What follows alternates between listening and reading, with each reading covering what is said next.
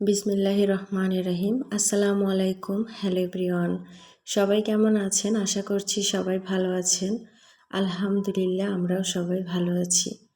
আমি অথর আম্মু, ব্লগার অথইস আম্মু ইউটিউব চ্যানেলে আপনাদের সবাইকে স্বাগত জানাচ্ছি আজকের নতুন ভিডিওটা দেখার জন্য। আশা করছি বরাবরের মতো আজকের ভিডিওটা আপনাদের কাছে একটু হলেও ভালো লাগবে, তাই অনুরোধ করছি একটা লাইক দিয়ে সম্পূর্ণ ভিডিওর সঙ্গে থাকুন। আজকে আর একদম সকাল থেকে আপনাদের সাথে ভিডিওটা শুরু করিনি। অফ ক্যামেরাতে নাস্তা বানিয়ে খেয়ে নিয়েছি। তারপরেই তো চলে আসলাম আমার ছোট্ট বেডরুমটা গোছানোর জন্য। তো কী দিয়েই বা গোছাবো, কী দিয়েই বা সাজাবো। তো আছে যেহেতু পুরনো চাদর, তো চাদরটা তুলে নিয়ে সেই পুরনো একটা বিছানার চাদর আবার বিছিয়ে দিলাম। তো আমার সঙ্গে এখানে কিন্তু আমার কাজ এগিয়ে দেওয়ার জন্য ছোট্ট আরাফ সোনা আমার সাথে আছে। আর ও কিন্তু সবসময় আমার কাজের সাথে এভাবেই আমাকে এগিয়ে দেয় প্রত্যেকটা কাজ করে। আসলে যেহেতু ও ছোটো মানুষ, তো সবাই বাসা থেকে বেরিয়ে গেলে ও কিন্তু আমার সাথেই থাকে, তাই ওকে নিয়েই আমার কাজগুলোকে করতে হয়, ভিডিও করতে হয়। তো এই জন্য আমার প্রায় ভিডিওতেই আপনারা ওকে দেখেন। তো আমার কিন্তু বেশ ভালোই লাগে যে ও ভিডিওতে থাকে, কারণ আমার মনে হয় ও যখন বড় হয়ে যাবে তখন এই ভিডিওগুলো হয়তো দেখতে পারবে, আর দেখলে ও বুঝতে পারবে ও কতটা সময় আমার সাথে ছিল, কিভাবে মাকে সাহায্য করত, সময় কাটাতো। তো এই তো দেখুন, আমি কিন্তু আমার ছোট্ট বিছানাটা, ছোট্ট রুমটা সুন্দরভাবে গুছিয়ে নিয়েছি। পুরনো বিছানার চাদর দিয়েই বিছানাটা সুন্দর করে গুছিয়ে নিলাম। তবুও দেখতে কত ভালো লাগছে, তাই না? জিনিস পুরনো হলেও যত্নে কিন্তু তার রত্ন মেলে, কথায় আছে না? সেরকম পুরনো জিনিস হলেও যদি আপনি পরিষ্কার পরিচ্ছন্ন রাখতে পারেন, দেখতে কিন্তু বেশ ভালো লাগে। তো এই তো আমি সুন্দর করে বিছানাটা গুছিয়ে নিলাম। তো দেখতে একদম ভালো লাগছিল না, তো এরপর আরাফ সোনার যে পুতুলটা ছিল সেটা একটু দুই বালিশের মাঝখানে রেখে দিয়েছি। আর এই হচ্ছে আমার সেই মানি প্লান্ট গাছগুলো। এই গাছটার পাতাগুলো অনেক বড় বড়, কিন্তু একদম সবুজ হওয়ার কারণে গাছটা দেখতে বেশ ভালো লাগছে। তো আমি দুইটা আর কি জারে করে রেখেছি, একটা রান্নাঘরে আর একটা রেখেছি খাওয়ার রুমের মধ্যে। তো আজকে ভাবলাম যে ভিডিও করব যখন, তখন একটা বেডরুমে নিয়ে যাই, তো এই জন্যই আনা এখানে। তো এরপর বিছানাটা গুছিয়ে নেওয়ার পর মনে হলো কিছু কাপড় চোপড় আছে, সেগুলোকে ভাঁজ করে নিই, একদম অল্প।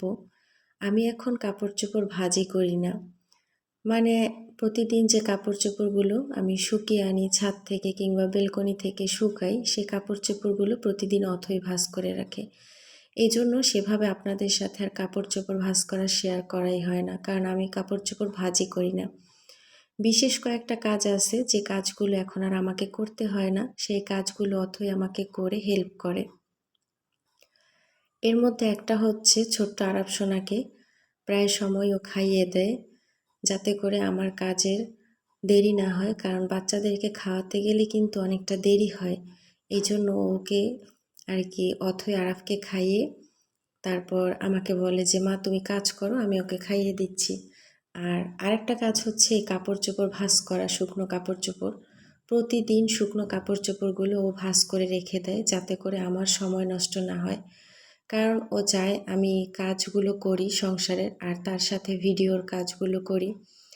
ভিডিওর কাজ করতে যেহেতু সংসারের কাজগুলো করতে অনেক দেরি হয়, এই জন্য ও আমাকে সাহায্য করে যতটুকু সময় পারে। আসলে ওরও তো পড়ার এখন ভীষণ চাপ, সামনের মাসে 28-29 তারিখ ওর পরীক্ষা, মানে ডিসেম্বর মাসে। সবাই ওর জন্য একটু দোয়া করবেন যাতে অথই বৃত্তি পরীক্ষায় ট্যালেন্ট পুলে বৃত্তিটা পায়। ছোট্ট দিনে কাজগুলো করতে আমাদের অনেক কষ্ট হয়, হেল্পিং হ্যান্ড ছাড়া যারা সংসারের কাজগুলো নিজেরাই করে থাকি, তো একটু বুদ্ধি করে কাজগুলো করতে হয়। আসলে এক ফোঁটা সময় নষ্ট করার মতো সময় আর কি থাকে না এই ছোট দিনে। তো ঘুম থেকে একটু তাড়াতাড়ি উঠে কাজগুলো শুরু করার চেষ্টা করা, আবার সবাই যখন সবার কাজে বেরিয়ে যাবে, ছেলেমেয়েরা স্কুলে চলে যাবে, তখন সময় নষ্ট না করে, এদিক সেদিক না করে খুব দ্রুত সংসারের কাজগুলো করে নিলেই কিন্তু এই ছোট দিনেও সংসারের সমস্ত কাজ করে নেওয়া সম্ভব। আসলে যেহেতু সংসারের কাজগুলো আমাদেরকেই করতে হয়, তাই একটু গুছিয়ে করলে সময়ও কম লাগে। আর দেখা গেছে কাজগুলো যদি এলোমেলোভাবে করা হয় তাহলে কিন্তু অনেক সময় লাগবে। ছোট বাচ্চা নিয়ে সংসারের কাজগুলো করতে একটু তো সময় লাগবে, তবে একটু বুদ্ধি করে করলে অল্প সময়েও কিন্তু করা যায়। আমি কিন্তু প্রতিদিন ঘুম থেকে ওঠার চেষ্টা করি তাড়াতাড়ি। আর যখন ওরা সবাই বেরিয়ে যায় স্কুলে, আমার হাসব্যান্ড তার স্কুলে চলে যায়, ছোট্ট আরাফসোনা ঘুমে থাকতেই আমি বিছানাগুলোকে সব পরিষ্কার করে ফেলি, শুধু এই বিছানাটা ছাড়া। আরাফ ওঠার সাথে সাথে এই বিছানাটা গুছিয়ে আরাফকে টিভি অন করে ওকে খাওয়াই। ওর খাওয়া শেষ হলে ও কার্টুন দেখতে থাকে আর আমি আমার ঘরের সমস্ত কাজ করে নিই। অনেকগুলো কাপড়-চোপড় জমা হয়েছিল, সবগুলো ধুয়ে কিন্তু ছাদে দিয়ে এসেছি। এরপর নিচতলাতে গিয়েছিলাম, নিচতলাতে গিয়ে অনেক কাজ করে এসেছি আর এখন বাজে কিন্তু ১টা বাজতে ১০ মিনিট বাকি। তো এখন আবার দোতলায় এসেছি। আর দোতলায় এসে এই তো আমি রেডি হয়ে গেছি। এখন আমার বড় ছেলেকে স্কুল থেকে আনতে যাব। তো ব্যাগটা বের করে নিলাম, পার্স ব্যাগটা। কয়েকটা টাকাও নিলাম সাথে। আর আমি কিন্তু এই শীতের দিনে মানে শুকনার দিনে চারপাশের জানালা, বেলকনির দরজা সবকিছু দিয়ে রাখি, যাতে করে ধুলাবালি ঘরে ঢুকতে পারে না। বৃষ্টির সিজনে ধুলাবালি একটু কম আসে ঘরে, তবে এই শুকনার দিনে কিন্তু ধুলাবালি প্রচুর পরিমাণে ঢোকে। এইজন্য আমি সবসময় ব্যালকনির দরজা, জানলা সব সময় আর কি দিয়ে রাখি। এজন্য কিন্তু ঘরে একটু আলো কম ছিল ভিডিও করার সময়। তো এই তো আমি পুরো রেডি হয়ে গিয়েছি। এখন ছেলেকে আনতে যাব। এনে সংসারের বাকি কাজগুলো করব। যে কাজগুলো আমি নিচতলাতে করে থাকি সেগুলো তো আপনাদের সাথে শেয়ার করি। থালাবাটি ধোয়া, পানি ধরা, ঝাড়ু দেয়া। তো এগুলোও করে নিয়েছি। ছেলেকে স্কুল থেকে আনার পর রান্নাবান্না শেষ। সম্পূর্ণ রান্নাবান্না নিয়ে মানে খাবার-দাবার নিয়ে দোতলায় চলে এসেছি। তো সেগুলো আপনাদের সাথে আজকে একটু শেয়ার করলাম। এখানে ছিল ডিম আলুর তরকারি, ডাল, ছিল মিষ্টি কুমড়ার তরকারি আর ছিল হচ্ছে মাছ।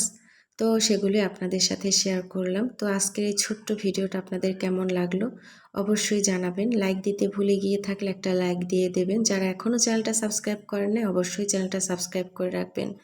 এভাবেই খুব তাড়াতাড়ি করে খুব সহজে আমি ছোট দিনের কাজগুলো করে থাকি, সন্তান, সংসার সব কিছু সামলাই।